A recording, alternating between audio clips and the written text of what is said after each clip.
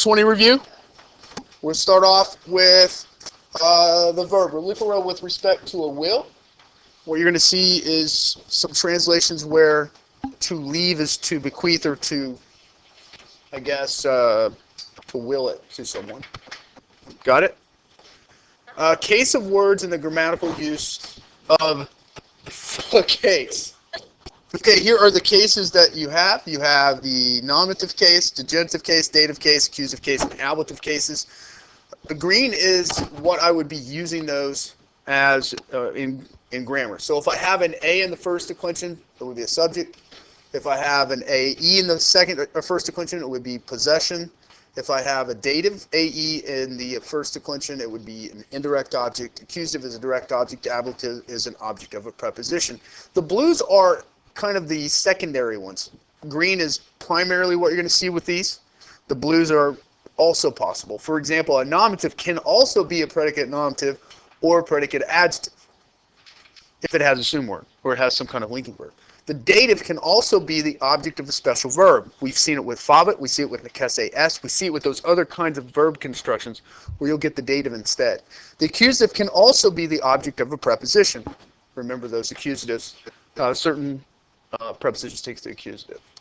Pay special attention to words that have the same ending but are different cases. I'll give you an example. For example, puelli. Puelli could be a lot of things. It could be nominative and plural. It could be dative and singular. It could be genitive and singular. So how do I tell? I have to use the context of the sentence. So here I have puelli in two different forms. The first one is obviously going to be a subject. There's nothing else that it can be. There's not a word in front of it, so it can't be genitive. Remember, genitives are typically going to modify the words in front of them. There's nothing else that it can be. You're not going to walk to or for the girl. They would walk to or for the girl, so it's not dative either. The next one, we have pueri, puelli, ambulant. Here, boy is placed in front of puelli. So puelli is probably not going to be nominative and plural based off of position because genitives modify the words in front. So one of these words has to be genitive, and one of these words, pueri or puelli, has to be nominative and plural. Based off of word order, I'm going to go puelli as genitive, so I have the boys of the girl are walking. So sometimes I have to use positions of the words or word order to help me out. So that's what I mean by really paying attention to words that have the same ending for multiple declension or for multiple cases in declension. In these sentences right here, there are 5 sentences. Each case is displayed within these sentences. So what I would suggest that you do is that you go through these 5 sentences and make sure that you can identify a nominative that's being used as a subject, a nominative that's being used as a predicate nominative, a genitive that's being used as possession, a dative being used as an indirect object, also a dative that's being used by as an object of a special verb, an accusative being used as a direct object or an object of preposition, and then the ablative being used as the object of preposition. All of those are within this group. So I'll give you a chance to do that. Quintus es puer. Quintus is a boy. Quintus is a nominative. It is a subject. Puer is our predicate nominative here. Quintus subject. Quintus domum Barbili reliquit. Quintus left the house of Barbilus. In this case, I have Quintus as my subject, my nominative. Domum is our accusative as a direct object. Barbili is my possession. Per vias in urba iit. Here I gave you both prepositions. One is accusative, one is ablative. So it can be used in those ways. So through the streets, he went through the streets into the city. Donum puelli donavit. I have he gave a gift to the girl. So I have donum as an accusative, being used as direct object. Puelli being used as a dative, indirect object. Nekese S quinto domum redire. Here I have Nekese S. It's a special construction that's going to use the dative quinto. It is necessary for Quintus to return home. Tense of verbs, also very important. We have made this chart before. Verbs, you have two kinds of markers, BA or ERA. You have one kind of clue, SUVX or macron over the final vowel. So I ask my question. I ask, does it have a marker? If it doesn't have a marker, then I say, does it have a clue? If it doesn't have a clue, no, it's present tense. If it does have a marker, yes. I look and I find either bot, there's a BA as a marker, or erot, ERA as a marker. It has a marker, but does it have a clue? Bot does not have an S, a U, a V, an X, or a macron, so it's imperfect tense. Perfect, does it have a marker? No, it does not. Amawit does not have a marker. Does it have a clue? Yes, the V is a clue, so if it has no marker but it has a clue, it's probably perfect tense. Pluperfect, does it have a marker? Yes. Where it has ERA, that's a marker. Does it have a clue? Yes, the V is the marker, so have pluperfect tense. So with that chart in mind, look at these verbs and decide, well, I've already color coordinated for you, so hopefully you can figure it out. The first one has a clue, S. It has a marker, ERA. If it has a clue and a marker, it's probably pluperfect tense. So he had written. The second one, it has ERA. That is a marker. Does it have a clue? There is no SUV, X, or macron, so it's probably imperfect tense. It has a marker but not a clue. Audit. Is there a marker? Nope. Is there a clue? Nope. Present tense. Amabot. Does it have a marker? Yes. BA is our imperfect marker. Does it have a clue? There is no clue. So it's imperfect. Clue, no marker? Imperfect. When it. Is there a marker? No. Is there a clue? No. So it's present tense. When it. Again, here it's a little bit different. It does have a marker. Does it have a marker? No, but it does have a clue. And that clue is that macron, that green macron over the E. That makes it perfect tense. So if you're wondering, well, what's that long mark you talked about with SUVX long mark? Well, that's what it is. If I take off the I, the final vowel is E. And so that's that macron we're talking about. Next is positive, comparative, and superlative adjectives. You're also going to have use of quam. We have several uses of quam. Here are the 4 uses that we have for quam. I gave you examples of each. The blue is how we translate those. As a relative, it's whom. I need some kind of feminine word in front of it. Exclamatory needs an exclamation point. That's how. Notice I also put over on the right-hand side the red. It signifies that it's being used that way. Comparative, IOR is red. I would translate it as than. Superlative, the double R, double S, double L. Is as blank as possible. So make sure that you remember how to use quam in these 4 ways.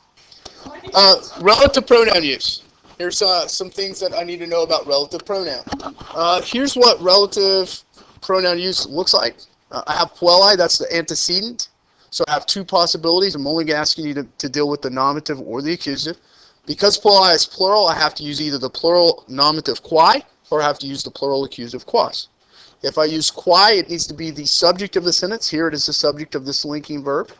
If I use quas, it needs to be the direct object of that clause. And in this case, isti makes you the subject, and then the quas becomes the direct object.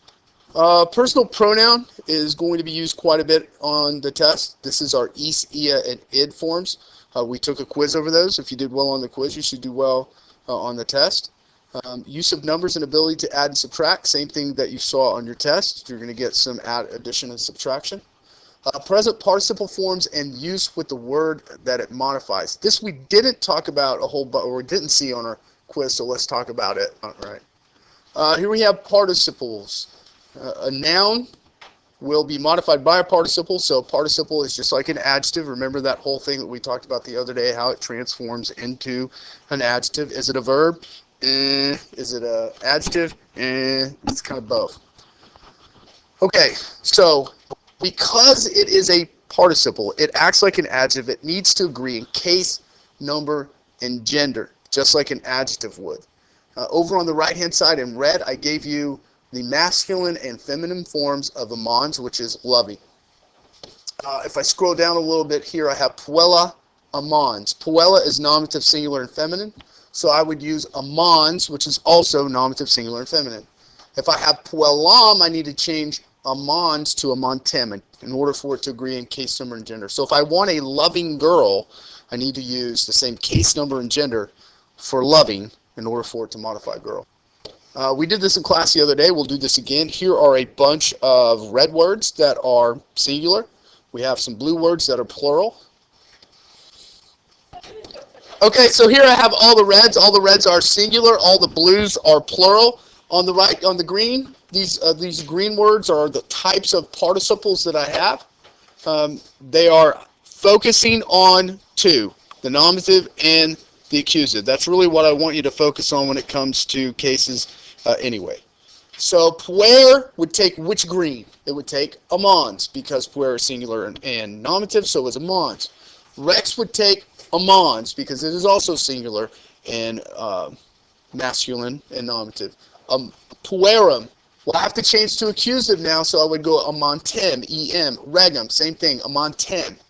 Puella, nominative and singular, I need to go with amans. Puellam, accusative and singular, I need to go with amantem. All of the plurals, all of the blue plurals are going to take amantes, except for regi, because I put that up there and didn't fix it. Regi doesn't belong in there. Amantes is plural, either nominative or accusative. So all of the ones that you have plural, nominative, and accusative are going to end in es. That's why amantes fits. Black ones I put are neuter. So because of the neuter rule, I would use amans, whether or not signum is accusative or nominative. This EC and id is also going to be on your test. There are several of them. Okay, so you're going to have like 10 of these EC and ids. But that is a letter grade. 10 is out of 100 is a letter grade. So this is the chart that you need to be aware of. In this test, they are going to test whether or not you know the difference between nominative, genitive, dative, accusative, and ablative. Please note in your head that the genitive is in the IUS and the dative is in the I. The reason I mention that is because normally we would have EAI as a possible dative. But because it's not here, the dative is in the I. That particular form, the EAI, can only be nominative and plural. Genitive is in the IUS, the dative is in the I, so those two AEs that we would normally see in the singular feminine are gonzo. Do you understand? So the big thing for us to remember to help eliminate some of those possibilities that kind of confuse us, genitive in the IUS, dative in the I. That'll help us. The way that your test is going to test you on these EC and IDs, it's going to give you a form, and it's going to basically see if you know what forms to use. So if I give you EUN in your head, if I go to that chart, the only possibility that it has is accusative singular masculine. There are no other possibilities. So all of those possibilities that we normally have to deal with are gone. So Uktakus greeted him. We're done. We're finished with that. The next one is EIUS, genitive in the IUS. Duh. Genitive in the IUS, it should not be an issue. So the IUS genitive, there's only one possibility, has to be genitive. Go. Barbilis, I have EI here. There are a couple of possibilities here. Remember, we have dative in the I, that's one possibility. The other one is that we have a nominative plural. Nominative plural, masculine, would also end in I. So I want to look at the verb and decide whether or not the verb is singular or plural. The verb is singular. No way that can be nominative. So it's dative. It ends in I. Next one, the AE. Whoa, Coach Tramble. That could be genitive and singular. That could be dative and singular. That could be nominative and plural. Not if I remember that the genitive is IUS and the dative is an I. That eliminates the genitive and the singular datives. So it has to be nominative and plural. Does it fit? Yep, good. Latin words, adires, to arrive. Collocare is to place. Doctus is learned. Calidus is clever. Approquare is to approach. Ignalis is lazy. Ponera is to put. Credulous is cruel. Arcese is to arrive. Mors is death. Pessimist is worst. Dimitra vita is to kill. Bignatus is good. Stultus is foolish. Optimus is the best. Those are going to come on the test in the form of synonyms and antonyms. So make sure that you're aware of those. English words, oracle, that's the outside of your ear. Artifact, something made by someone's hand. Domicile is a place that we live. Lunacy has to do with the moon, so it's craziness. Mortify is to scare someone or to scare them to death or to, I guess, shame them to death. Artisan is somebody who makes something with their hand. Doctrine is something that is taught. Lunate is crescent shaped. Whatever that word is. Quadragenarian is somebody between 40 and 50 years old. Angular is 20 angles. Persuasive is obvious. Pessimistic, people only see the worst, and relinquish is to leave. Healing of Barbelius and the techniques that are used. Techniques that are used, medical techniques in that process, were pretty typical, using cobwebs in the wound, trying to stop the bleeding, etc. Astrologists were also used, but not very effective. Characters in the story. Astrologus, that is the guy who lives in the house of Barbellus, ends up basically trying to kill him. Some of his practices. Formio. Formio, of course, Formio is the guy who's normally in charge of tending to the wounded slaves. He tries to help out. Petro is the doctor that tries to save Barbellus. Hero is he's a scientist. He is the one who came up with the steam engine type deal, where you put steam in a ball and had two pipes come out and it spun around. Hippocrates is the father of medicine, wrote a bunch of books about medicine, came up with the Hippocratic Oath. Euclid was a mathematician noted for his work, The Elements. Eratosthenes was the Greek who calculated the circumference of the Earth within a few hundred feet. Pretty impressive. Copernicus is the Renaissance scientist who later rediscovered the Earth circled the sun. Aristarchus was the first one that modeled the solar system with the sun at the center. Ptolemy was another astronomer. He actually adhered to some of the astrology beliefs as well. Here I have a list of the characters that we need to be aware of. Astrologer we just talked about. He's the guy that lived there with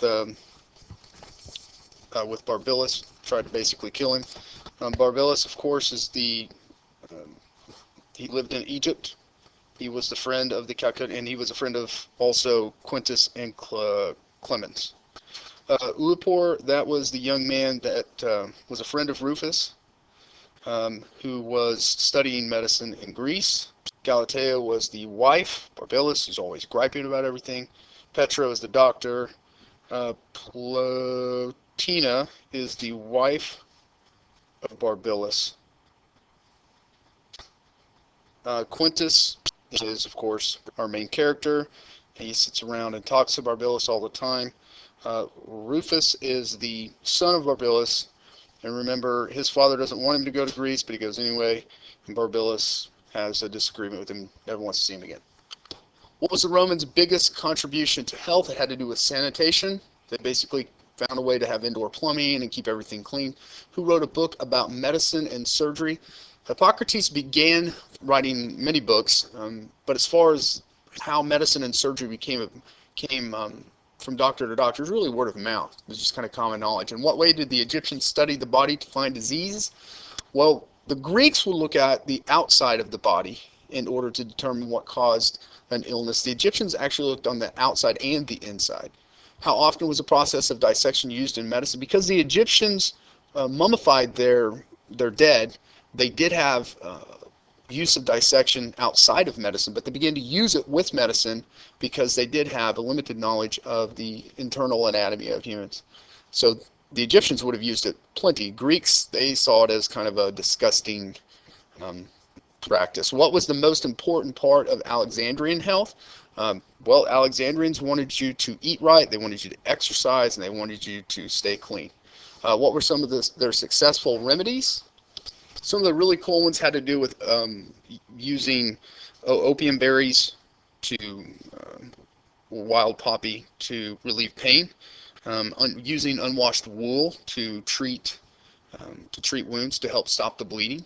So they had some really cool things that they used to treat some illnesses.